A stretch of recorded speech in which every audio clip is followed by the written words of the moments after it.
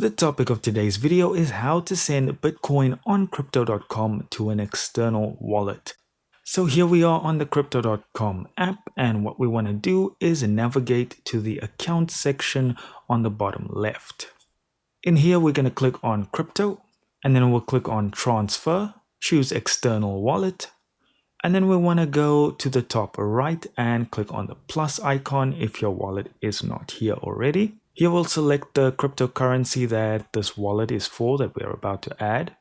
And here we're going to paste our wallet address. So get that from whatever app you are using and then type in the name of your wallet and hit continue.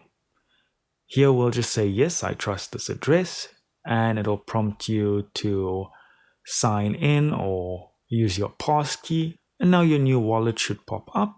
Click on it and then click on confirm and withdraw. And then you want to put in the amount of BTC you want to send, either in your current currency or in BTC, and click on withdraw.